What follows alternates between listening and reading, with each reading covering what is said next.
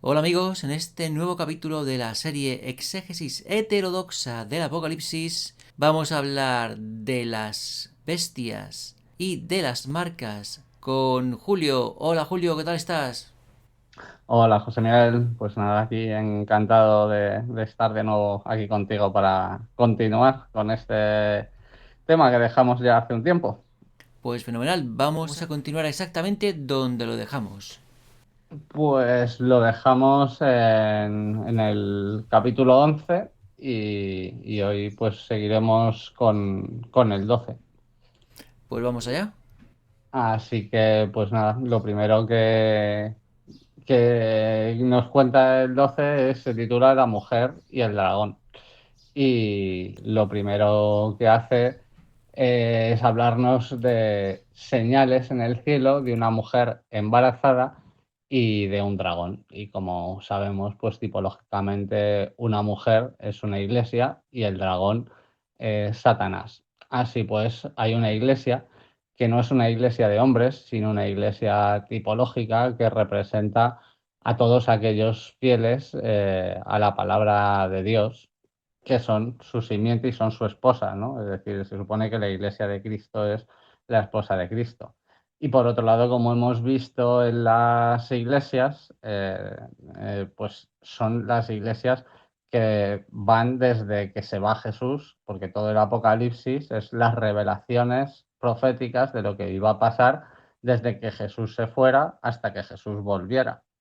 Y entonces en ese periodo pues teníamos las iglesias que eran cada uno un periodo, a pesar de ser iglesias físicas, ¿no? Que representaban el camino postal de aquella época en Oriente Medio por el cual se daban los mensajes, ¿no? Por postal de correos, por así decir. Y entonces, pues bueno, representa todo este periodo de 2000 años, porque es lo que dijo Jesús, que volvería en 2 días, que tipológicamente vuelven a ser, la Biblia misma nos dice que es a día por año y que para Dios también un año son 1000 años. Entonces, pues se entiende que esos 2 días son 2000 años.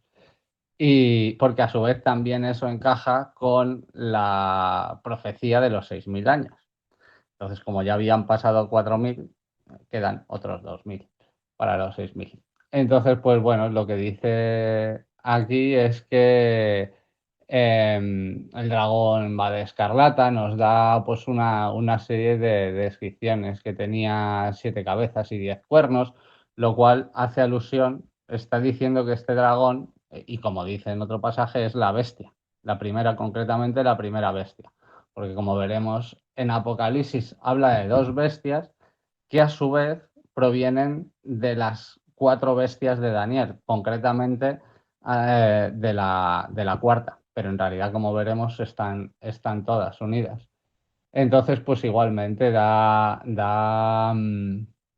rasgos del dragón y de la bestia, y da rasgos de la mujer. Y está claro que la mujer, esta que persigue el dragón, y la mujer que se refugia en el desierto, es la iglesia, digamos, verdadera, la congregación, el conjunto de verdaderos fieles que son perseguidos a lo largo prácticamente de esos 2000 años. Concretamente, además, lo dice de 1260 años, porque dice que aquí habla de una profecía, la profecía que también se da en Daniel, de los 1260 días, que a su vez son 42 meses, y 3 años y medio, por así decir, porque 42 meses son 3 años y medio. Pero esto representa 1260 años, que es también justo el periodo de tiempo en el que el Imperio Católico Romano, la Iglesia Católica Romana, fue la directora, ¿no?, del imperio, porque esto va desde el 538, digamos, la Iglesia Católica, el papado concretamente, asume el poder del Imperio Católico Romano desde el 538 con el edicto de Milán, me parece que es, hasta el 1798, que es cuando el general Berthier depone al Papa por orden de Napoleón, lo apresa y entonces ahí se acaba el- la hegemonía de los estados pontificios, del papado, y a través de la también surge la Revolución Francesa en ese periodo y demás. Aquí, pues con la fecha del 538 hay un poco de controversia porque el edicto realmente es en el 534, pero como en esa época Roma estaba en sitio, estaba en tema de guerras y tal, el edicto no se hace efectivo, digamos, la soberanía papal no se hace efectiva hasta el 538.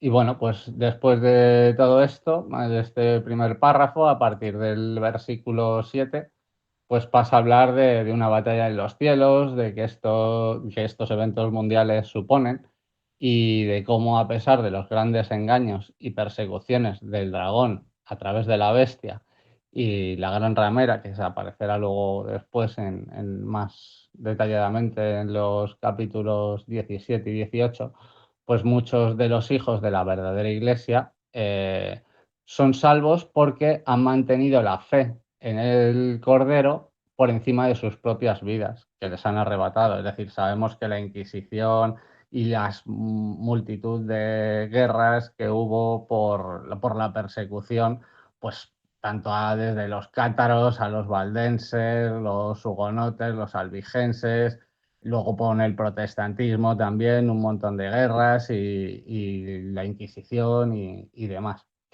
Entonces, pues eso se refiere a que los que han sido fieles verdaderamente, a pesar de que ya han perdido sus vidas precisamente por ser fieles, pues las salvan. Y en ese sentido dice que hay mucha gente durante ese periodo que se revela a ese imperio católico romano por la cual es perseguida y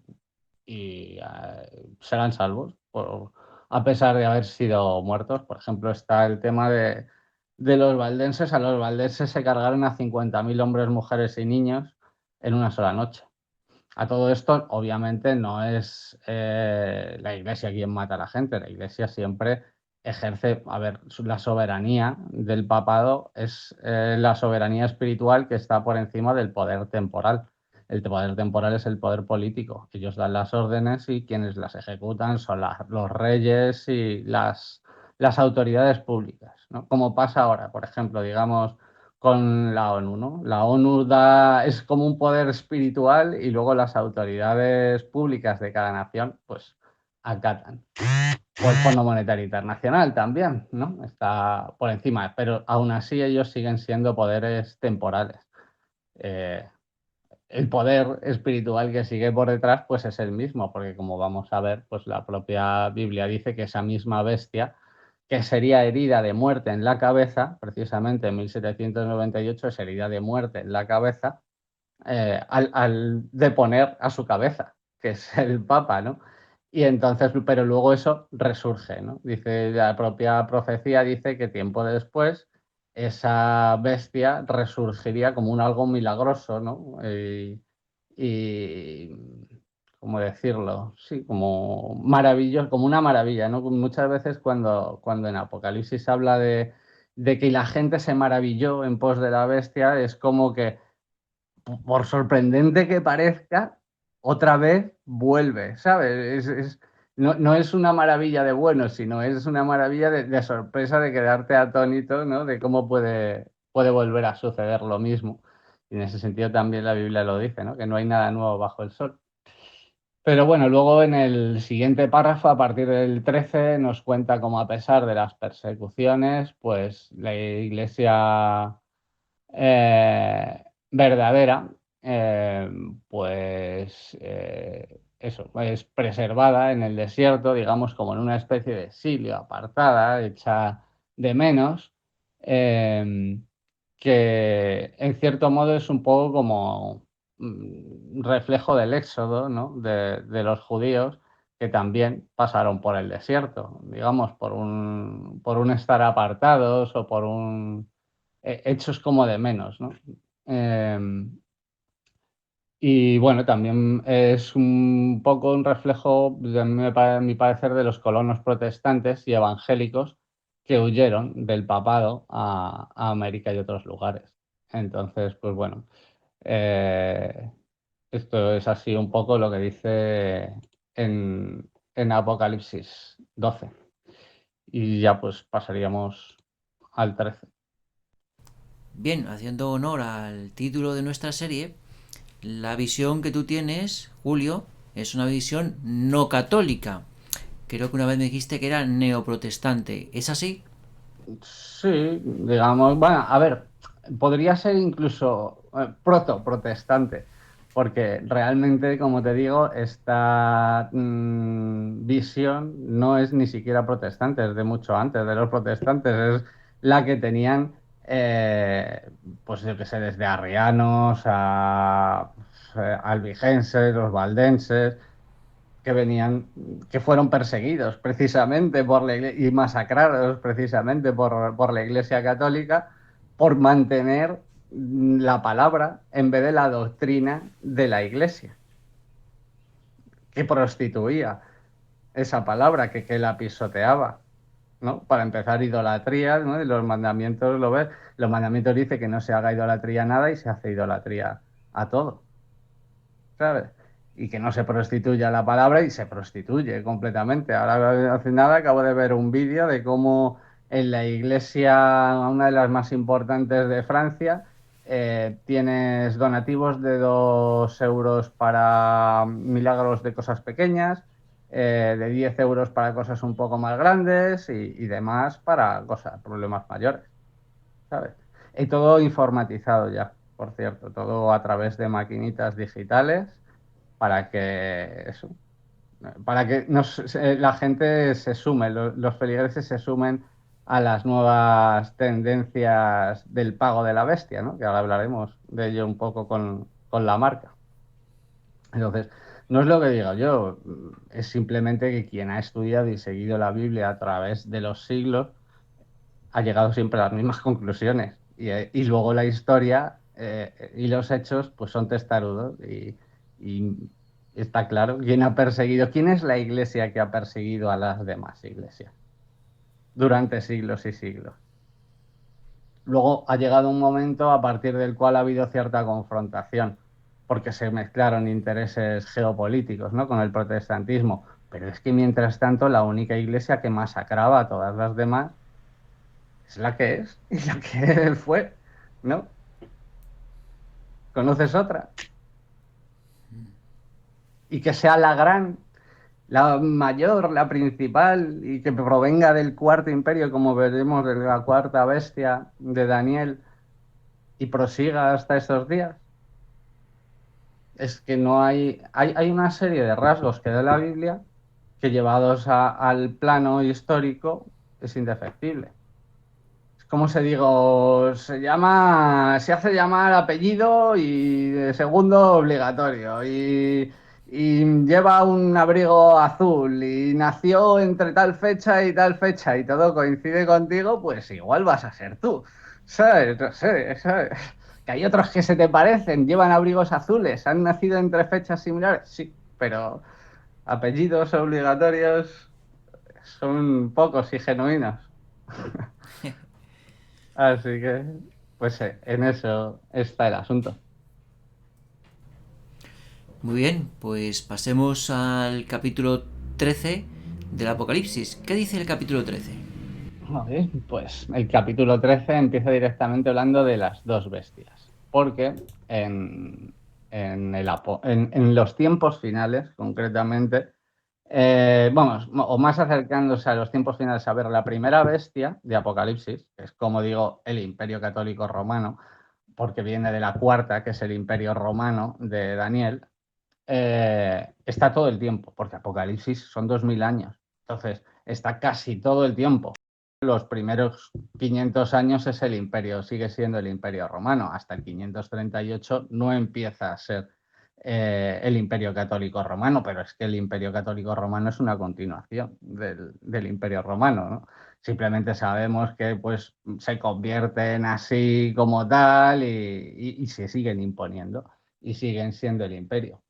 Y luego lo que pasa es que hay una segunda bestia que surge después, y surge precisamente después de que la primera bestia es herida de muerte, o en ese periodo, ¿no? Como veremos. Entonces, bueno, pues aquí lo que tendríamos que hacer es ir a ver Daniel 7, que es donde habla de las cuatro bestias, ¿no?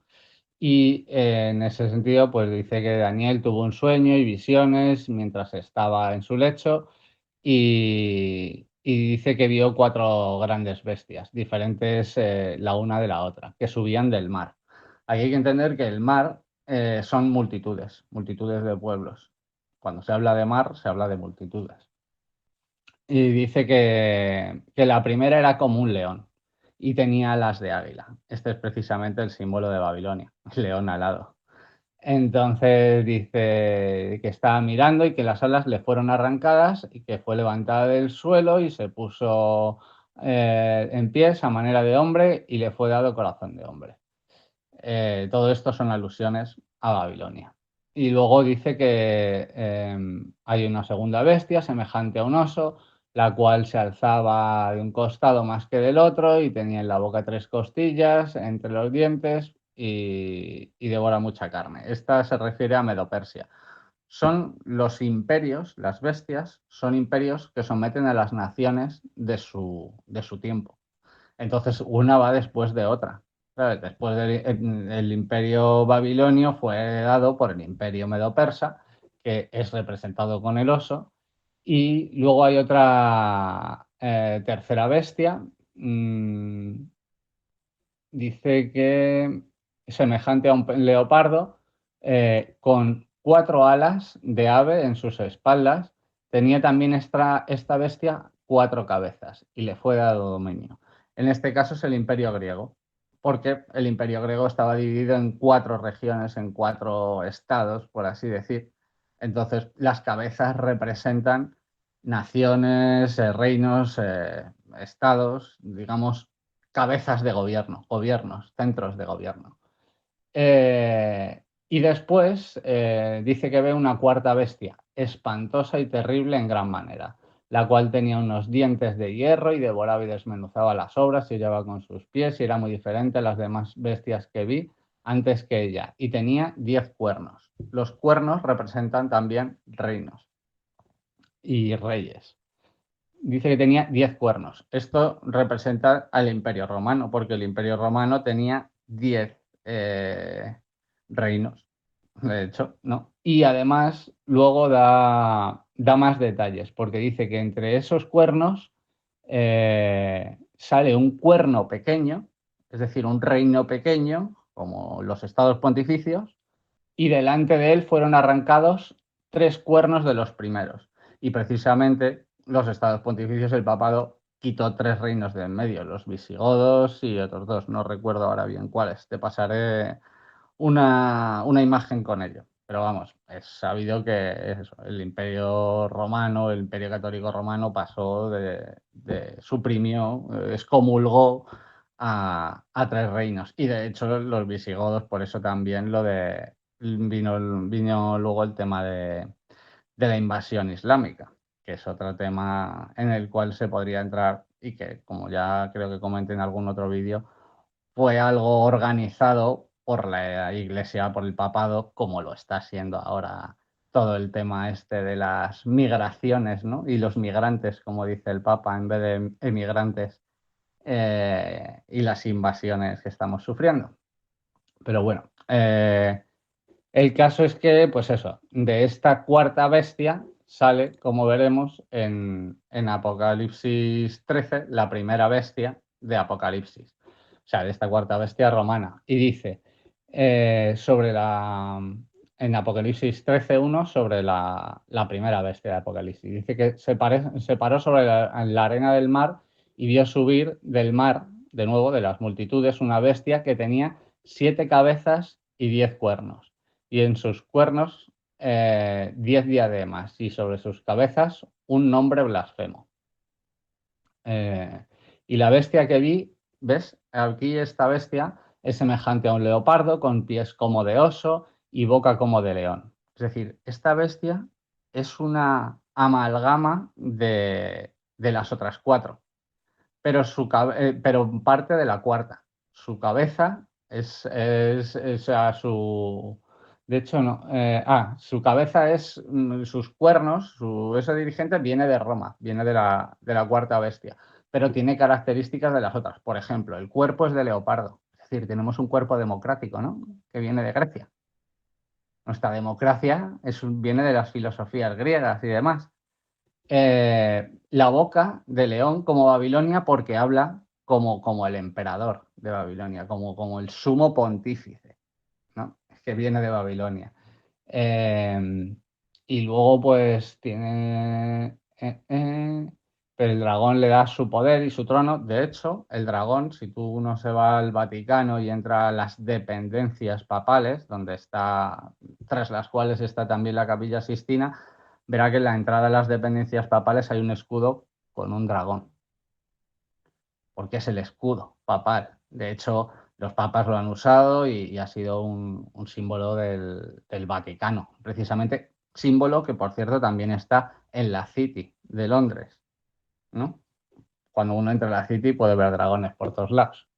Y la City de Londres está gobernada por la Soberana Orden de Malta, que son súbditos, es por así decir, el ejército del Papa y una orden soberana.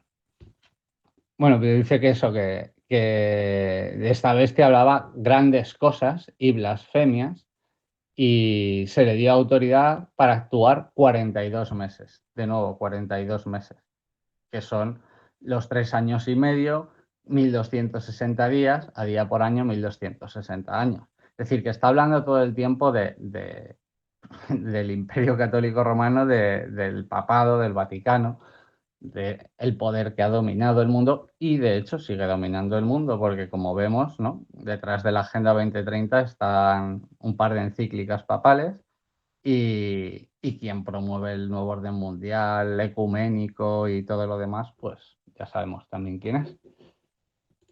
Esto está en la prensa día sí, día también.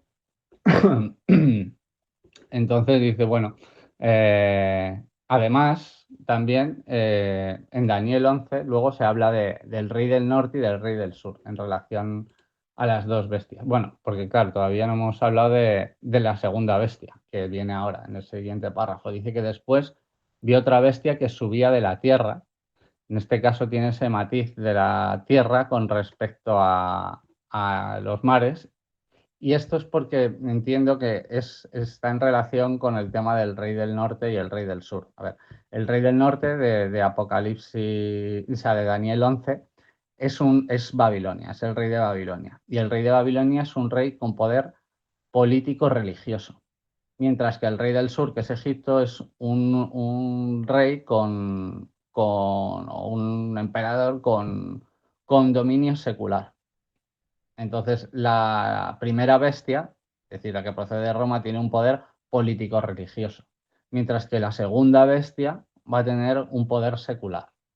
Y dice que después vio otra bestia subir de la tierra y tenía dos cuernos semejantes a un cordero. Es decir, que esa bestia parecía que era cristiana, ¿no? Porque tiene cuernos de cordero, pero habla como dragón. Es decir, de nuevo parece, ¿no? Esa nación protestante que fue Estados Unidos parecía que era cristiana, ¿no? Tiene cuernos de cordero, pero boca de dragón. Es una bestia que se impone, ¿no? Hemos visto como el imperio yanqui, ¿no? Como dicen, viene dominando desde hace más 200 años, ciento y pico, así. Y ejerce toda la autoridad de la primera bestia en presencia de ella. Es decir, que la primera bestia está presente en el mundo y hace que la tierra y los moradores de ella adoren a la primera bestia cuya herida mortal fue sanada. Porque, bueno, Mussolini le devolvió los estados pontificios. Antes de Mussolini, el Papa fue vuelto a restaurar y lo primero que hizo fue restaurar a la orden de los jesuitas, porque precisamente el Papa fue depuesto al poco tiempo de excomulgar a los jesuitas y se le hizo firmar que jamás de los jamases se podría volver a excomulgar a la orden jesuita. Entonces, dice que esta primera bestia esta segunda bestia ejerce la autoridad de la primera. Si la vemos, Estados Unidos con Washington, que está montado como una necrópolis egipcia y todo con arquitectura romana. De hecho, el Capitolio de Washington es muy similar a la Basílica de San Pedro del Vaticano. Entonces vemos cómo el ejército romano ha sido, o sea, el ejército estadounidense ha sido como el ejército romano. Ha sido el que ha ido esparciendo la democracia por todo el mundo, ¿no? A base de bombas y demás, y de golpes de Estado y cosas por el estilo, eh, pues como hacía el Imperio Romano. Pero lo ha hecho de manera secular, como pone en su billete, Novus Ordum Seclorum, el cual proviene de la Revolución Francesa, que está muy a la par con la fundación de Estados Unidos, y Francia es el primer país que reconoce la independencia de Estados Unidos. Entonces, pues bueno, ahí es donde se consolida realmente esta segunda bestia. Y dice, bueno, eso, engaña a los moradores de la tierra con señales que se le ha permitido hacer en presencia de la bestia, mandando a los moradores de la tierra que hagan imagen a la bestia que tiene la herida de espada y vivió. Está claro, de hecho ahora estamos viendo cómo, bueno, lo impensable, ¿no? Para lo que eran los principios fundacionales de Estados Unidos, un presidente católico que apoya completamente al papado, cuando Estados Unidos se fundó precisamente para huir de las monarquías y del papado. Y estaba prohibido tener digamos, noblezas y cosas así, pero ahora sabemos que incluso, pues eso, presidentes pertenecen a familias de noblezas europeas bastante papales y cosas similares. Así que, bueno, obviamente, de hecho, pues, es Estados Unidos quien está apoyando toda la agenda, ¿no?, del nuevo orden mundial, quien más le está dando bombo al papado, a las encíclicas. En nuestro país, pues digamos, es menos disonante, ¿no?, que el presidente, alguien como Pedro Sánchez, se encomiende a las encíclicas papales, como ha hecho. Pero que lo haga un presidente de Estados Unidos, pues es bastante más disonante. A pesar de eso, pues no parece llamar demasiado la atención, ¿no? Lo cual también es una de esas cosas con las que uno históricamente se podría maravillar. Bien, veo que has hecho una breve referencia a Daniel, que parece ser que también hablaba de las bestias. Entonces, Sí. para aclarar un poco a los espectadores y a mí mismo, qué parte de lo que has dicho viene de Daniel y qué parte viene del Apocalipsis de San Juan, ¿podrías Mm. explicarnos un poco lo que nos has contado? Porque, según he entendido, el Apocalipsis de San Juan habla de cuántas bestias. El Apocalipsis habla de dos bestias, la primera y la segunda. La primera, la cuestión es que la primera bestia del Apocalipsis proviene de las cuatro bestias de Daniel, pero y sobre todo de la cuarta, que es el Imperio Romano y el Imperio Católico Romano. Entonces, lo que pasa es que es eso, como que la cuarta bestia de Daniel se divide en dos. Una que es anterior al cristianismo, como es el Imperio Romano, ¿no?, que estaba antes de que Jesús, dominando Jerusalén y todo el mundo, antes de que Jesús viniera. Y otra, esa bestia cambia después. Y a su vez esa bestia es herida, porque además lo dice, que es como muy difícil, ¿no?, de definir, no se le puede dar, es una bestia especial, por así decir, no es como las anteriores, porque tiene trozos de las anteriores, es como, está hecha como a retales. Entonces, pues esta cuarta bestia, fusionada con las anteriores, es la primera de Apocalipsis. Las cuatro bestias de Daniel, basadas en la cuarta, centradas en la cuarta, constituyen la base de la primera bestia de Apocalipsis. Mientras que la segunda bestia de Apocalipsis es otra bestia que surge después, pero que a su vez es similar a Egipto, al imperio egipcio, entendiendo siempre que las bestias son imperios. De hecho, Babilonia es un imperio, Medo-Persia es un imperio, Grecia fue un imperio y Roma fue un imperio. y Egipto también fue un imperio, pero es el imperio del sur. ¿Por qué del rey del norte y del sur? ¿Por qué Babilonia es el rey del norte y Egipto el rey del sur? Porque Babilonia estaba al sur de Israel y porque Babilonia estaba al norte de Israel y Egipto estaba al sur. Entonces, y una tenía, como te digo, Babilonia tenía un poder político religioso encarnado en Nimrod o en sus Pontifex Maximus, y Egipto no, Egipto tenía separado el poder político del poder religioso. Había un sumo sacerdote y estaba el faraón. De tal modo que la segunda bestia de Apocalipsis es un poder secular en el que igual hay separación de poderes. Quien ha dominado el mundo a partir de la época en la que la primera bestia es herida de muerte en la cabeza, pues es Estados Unidos, obviamente. Porque además tiene cuernos, dice una bestia con dos cuernos, ¿no? Como de cordero, pero luego boca de dragón, ¿no? Es pues, como un búfalo, podríamos decirse, o algo así. Eh, y bueno, es que es quien cumple los requisitos. Entonces, esta segunda bestia domina el mundo es a escondidas en nombre de la primera hasta que directamente le va a dar su poder a la primera de nuevo y va a resurgir y a dominar, ¿no? Y que es lo que estamos viendo, que de hecho esto está pasando ante nuestros ojos. Bien, entonces el profeta Daniel habló de cuatro bestias: Mm, Babilonia, Medopersia, el imperio griego y el imperio mm, romano. eso es. Y que el Apocalipsis de San Juan habla de dos bestias, que la primera de ellas se parece mucho a la cuarta de Daniel, es decir, al imperio romano, y la segunda bestia del Apocalipsis de San Juan se parece más a Egipto. ¿Me he entendido bien? Sí. A ver, se parece, pero la primera se parece, no, es que es los mismos animales que describe de la bestia. Lo que pasa es que tiene combinación, ha combinado. Roma no era una democracia, pero ahora sí somos una democracia. Luego ha incluido el cuerpo del griego, ¿sabes? Parte de Grecia. Y Roma no era digamos, un imperio como Babilonia, que tenía un sumo sacerdote gobernando, un Pontifex Maximus, pero luego se convierte, con el papado se convierte. Entonces adquiere la boca del león.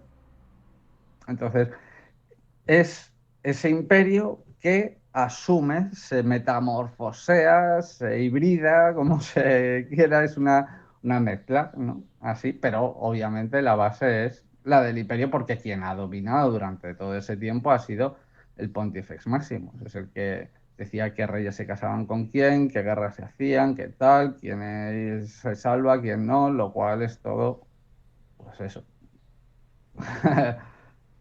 inequívoco. Vale. Entonces, la primera bestia del Apocalipsis de San Juan, que es una mezcla de las anteriores relatadas por Daniel, la primera bestia del Apocalipsis de San Juan es el imperio católico, que va desde la caída del imperio romano hasta la invasión de los estados vaticanos por parte de Napoleón. ¿Es correcto? Sí. Sí, y también con la Revolución Francesa, que es esa época igual, que igualmente organizan los jesuitas, ¿no? Los jacobinos estaban organizados por Adam Weishaupt, un jesuita, que es el que formó a los Illuminati. A ver, hay que entender que Weishaupt no era el cerebro, era la mano ejecutora del general de la orden, obviamente, el general Ricky. Entonces, es ahí como pasan de un orden, como la primera bestia es herida, para dar paso a la segunda, que será Estados Unidos, y que gobierne secularmente en nombre de la primera, hasta justo los tiempos finales en los cuales volverá a cederle el poder, que ya lo estamos viendo, ¿no? Están reclamándole como autoridad moral y para mediar aquí y allá y en Ucrania y no sé qué, ¿sabes? Y la Agenda 2030 está redactada por ellos. Es decir, eso de que primero salió la Agenda 2030 y después sus encíclicas, a ver, todo esto está redactado mucho antes de que salieran públicamente la Agenda 2030, muchas décadas antes, y las encíclicas. Obviamente presentan antes lo que les interesa presentar para causar el efecto, que es que el papado apoya, no dirige. Pero obviamente, donde manda patrón y quien está de siempre dirigiendo, pues es quien está de siempre, no los tontos de turno o los títeres de turno. Vale, entonces la segunda bestia del Apocalipsis de San Juan es el Estados Unidos. Ujú. Y bueno, luego nos vas a hablar de las marcas, que es lo que sigue a las bestias del Apocalipsis de San Juan. Así es, porque es esta segunda bestia, principalmente, como te comentaba antes, no era la Inquisición quien ejecutaba a los herejes que condenaban los blasfemos, sino que eran las autoridades seculares, las autoridades públicas, reyes, gobernantes, demás, quienes ejecutaban las sentencias que daba la Inquisición o la Iglesia. Prueba de quién mandaba, obviamente. Entonces dice que engaña a los moradores de la tierra y hacía que todos, pequeños y grandes, pobres, pequeños y grandes, ricos y pobres, libres y esclavos, se les pusiese una marca en la mano derecha o en la frente. Esto es significativo. La mano representa acción y frente representa conciencia, modo de pensar, voluntad. Es decir, y aquí no es en la mano derecha y en la frente. Es decir, por ejemplo, Dios no marca, al contrario que Satanás, Dios sella, pone un sello y lo pone en la frente y el corazón, en los dos sitios. Es decir, que lo que pienses tiene que estar en coherencia con lo que sientas, que es la verdad, porque el corazón se refiere a la verdad. Y bueno, y la mente también cuando está bien alineada. Pero aquí dice en la mano derecha o en la frente. ¿No? Es decir, que a Satanás le da igual si actúas como él manda, aunque no pienses ni estés de acuerdo, a que lo hagas pensando y estando de acuerdo y siendo de su mismo pensar. ¿Vale? Mientras que Dios no, a Dios no le gustan los hipócritas.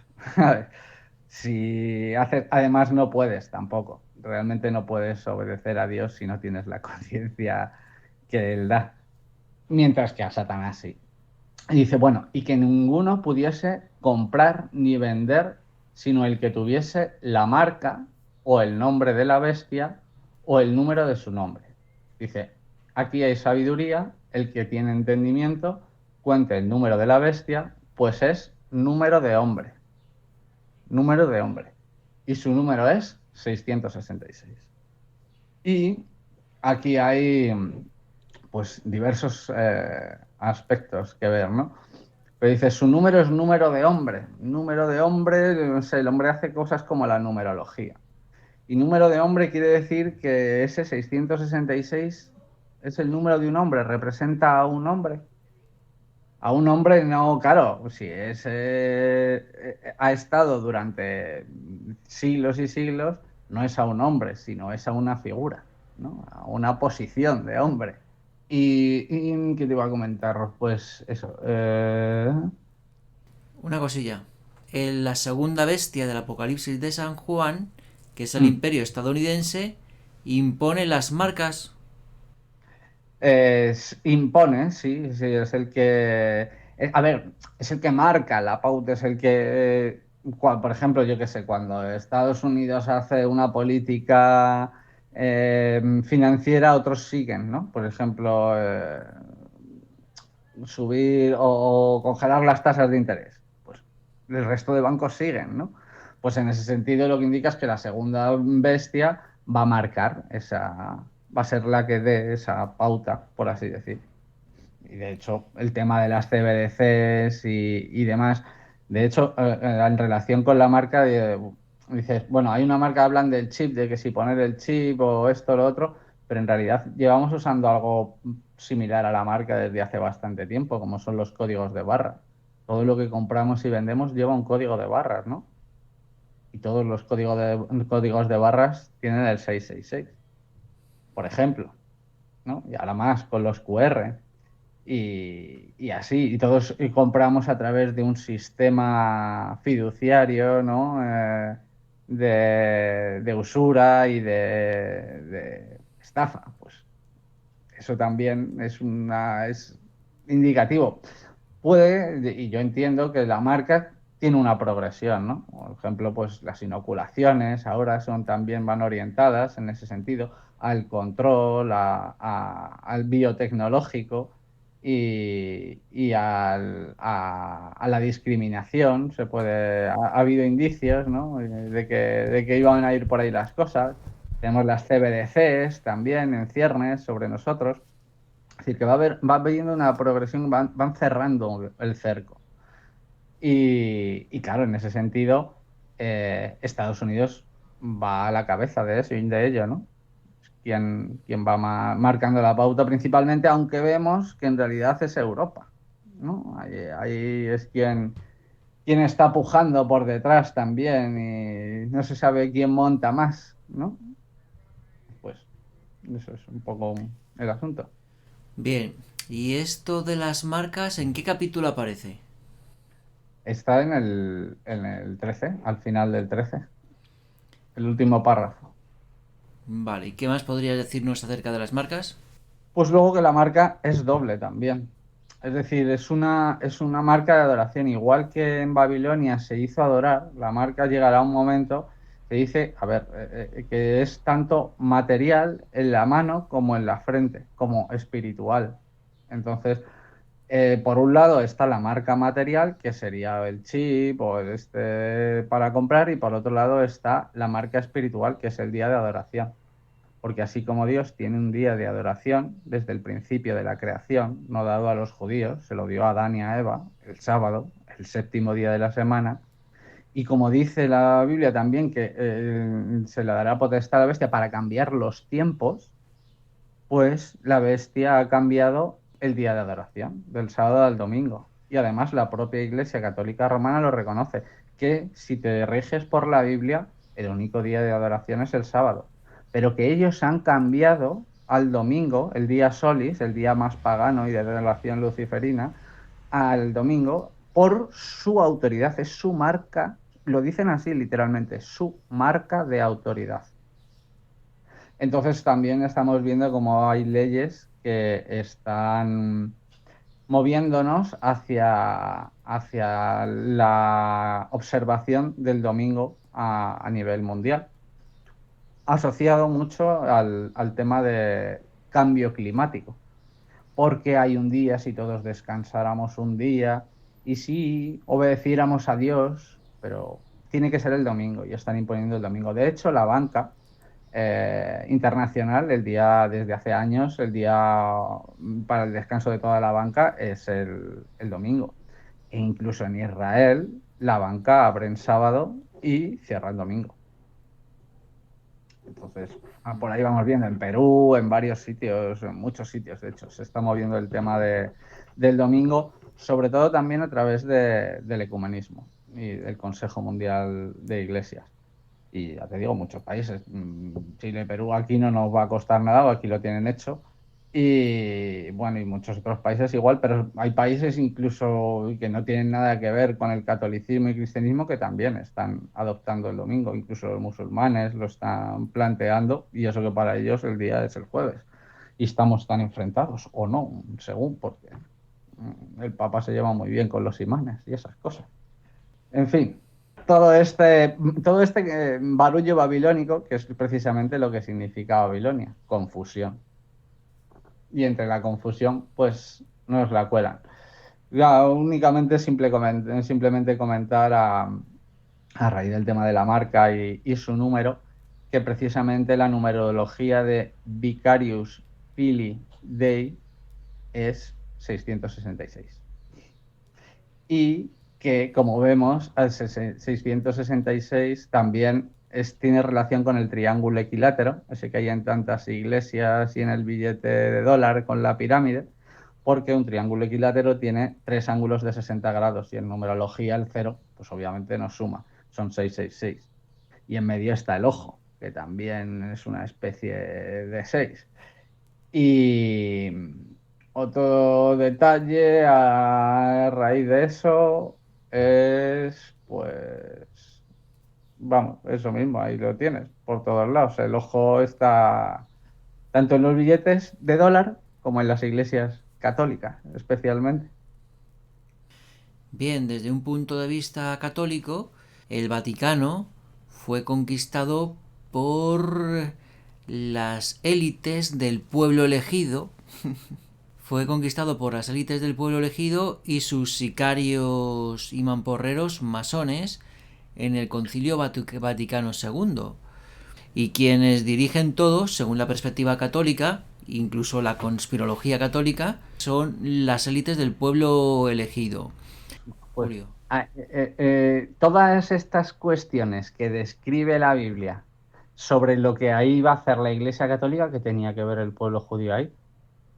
Nada, el pueblo judío estaba masacrado también, estaba pisoteado. Y precisamente esos judíos que dicen que controlan el Vaticano son los judíos de corte. Y ni son judíos de raza, sino que son házaros askenazis, provenientes del imperio házaro, el mejor socio comercial del imperio, el mejor y más satánico socio comercial del imperio romano durante siglos.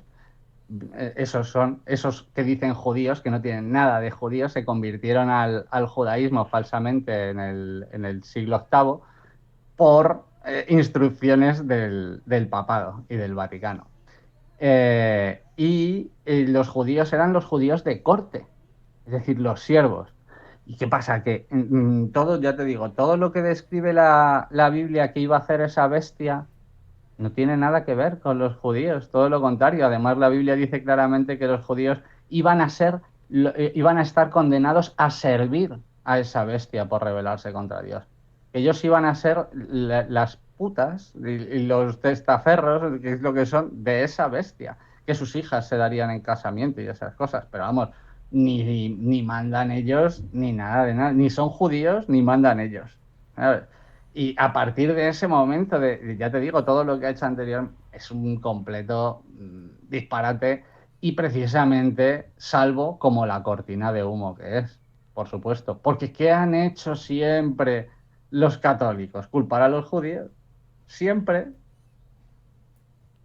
Entonces, el típico chivo expiatorio que además, ya te digo, es el cumplimiento de una profecía. Jehová le dice, si me traicionáis, iréis en pos de vuestro y nuestro enemigo, el enemigo de la humanidad, y le serviréis de la manera más vil.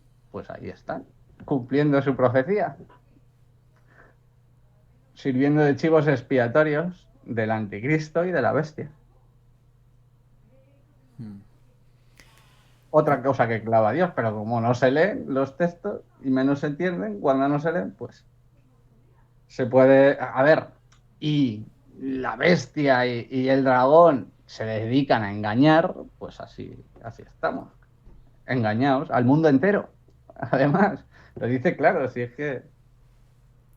Y entonces, según la visión heterodoxa que tú sostienes, ¿el papado por qué etnias estaría controlado?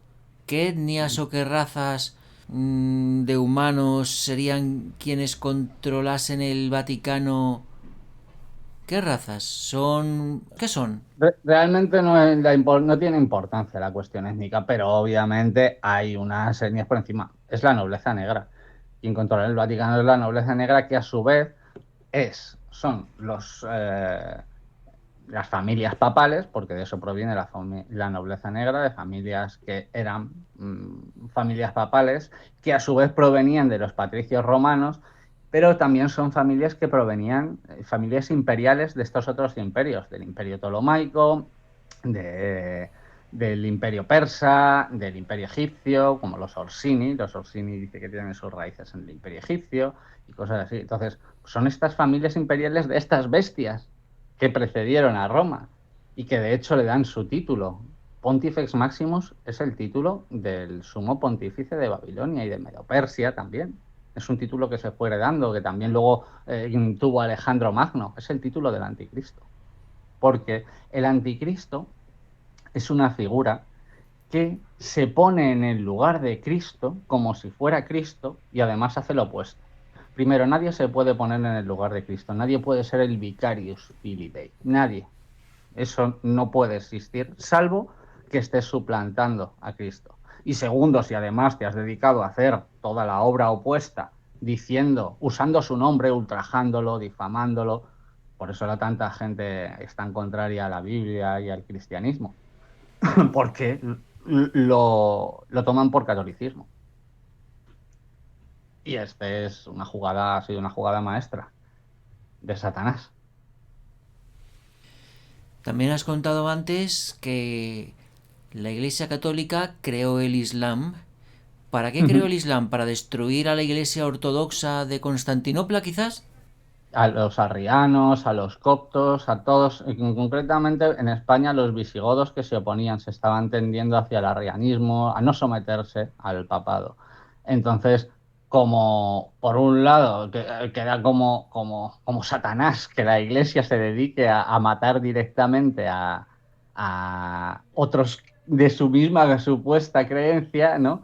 Pues lo que hizo fue utilizar a los árabes que estaban ahí desorganizados, los organizó. Pues de hecho, Mahoma se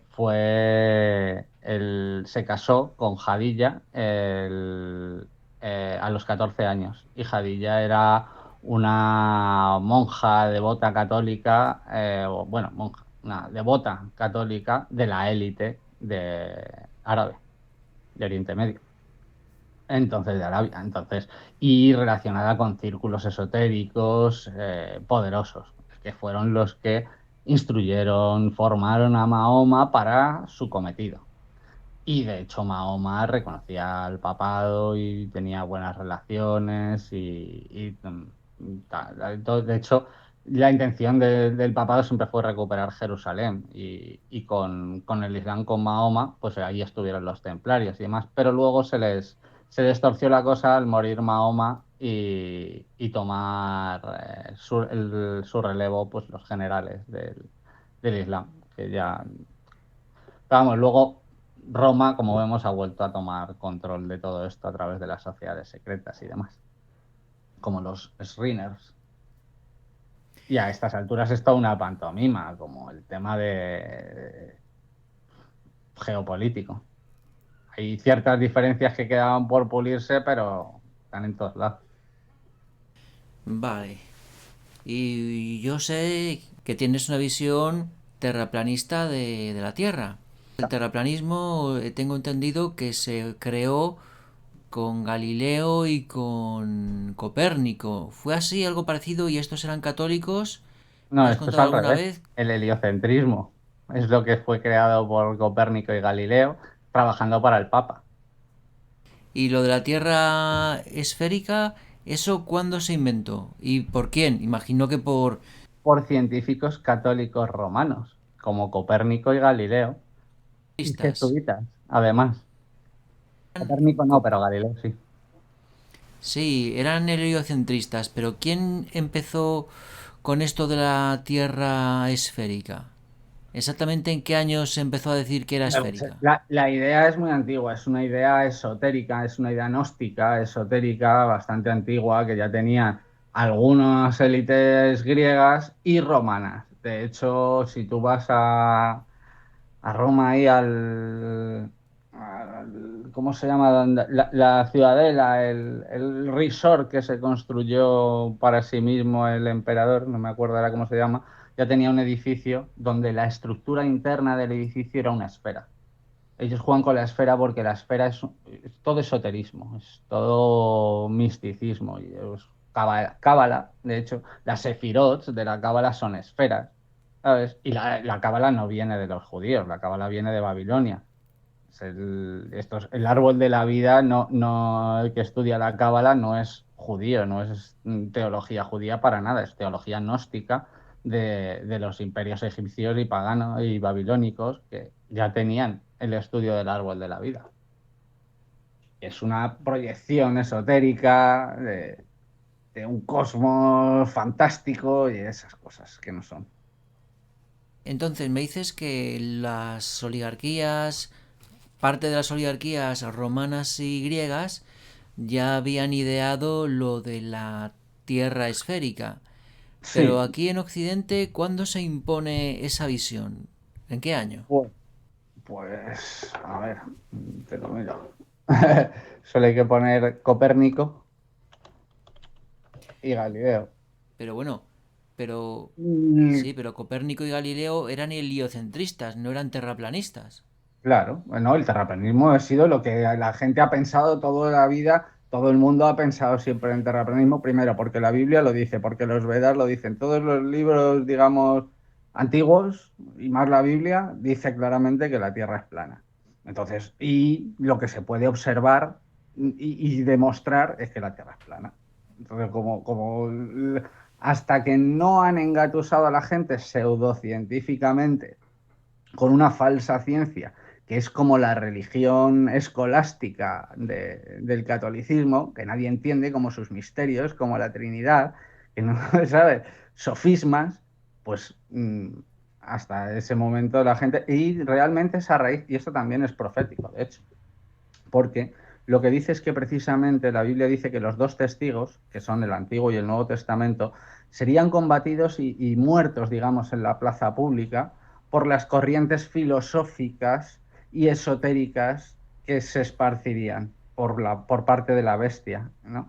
Y precisamente eso es el humanismo y el racionalismo que han dado lugar al falso evolucionismo, al falso heliocentrismo, al falso relativismo, a la falsa, al falso Big Bang. Todo ello además proviene de los jesuitas y los masones, ¿sabes? A la par. Bueno, a la par no, más de los jesuitas todavía, pero siempre reafirmado por los masones o a través de los masones también. Son los que han creado esa falsa ciencia, como esto de los virus también y tantas, ¿sabes?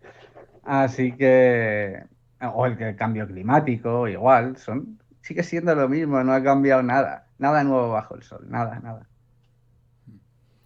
Copérnico y Galileo eran heliocentristas, o sea que con ellos no se impuso la teoría de la Tierra esférica, simplemente el heliocentrismo, que sí, que el heliocentrismo está muy cerca de la Tierra esférica, pero ellos no fueron quienes dijeron que la Tierra era esférica. Claro, ellos con sus teorías, de hecho se las pide el Papa. El Papa le pide que por favor escriba y le escriba un libro. Y de hecho Copérnico no lo firma y no lo publica, dice, bueno, lo escribe, pero dice que no lo publiquen hasta después de que él se muera. ¿Sabes? Y él mismo no lo creía. Simplemente lo escribe porque se lo piden y no puede decir que no. Y ahí lo deja. Y luego Galileo, este es otro jesuita y tampoco lo creen. De hecho, es que no lo creen. Realmente saben que no es así. Es que no hay más que hacer cuatro experimentos y ver que no es así, que es imposible. Pues otro día hablaremos in extenso sobre el tema del terraplanismo versus terraesferismo. Y ya para Ok. terminar este capítulo de la serie, ¿qué querrías decir, Julio? Pues bueno, pues yo diría que entiendo que para muchas personas esto resulte controvertido, incluso ofensivo, pero que no es para nada la intención de lo que aquí se comenta, sino dar a conocer, bueno, si quiere, dejémoslo en una opinión o una visión sobre los textos, pero que por otro, pues puede ser perfectamente contrastada porque es, a ver, los textos, una vez que los estudias en profundidad y contrastándolos, son inequívocos. Como, de hecho, cualquiera que sea cristiano debe de creer, o si no, no será cristiano, ¿no? Así que, bueno, espero que guste y no disguste demasiado. Pues muchas gracias, Julio. En el próximo episodio hablaremos sobre las plagas, ¿cierto? Sí, bueno, continuaremos un poco comentando sobre los 144.000 y demás, pero sí, entraremos ya más en tema de las plagas y otros temas así un poco controvertidos también. Pues muy bien, amigos. Hasta el próximo videoprograma. Adiós. Adiós a todos, un saludo.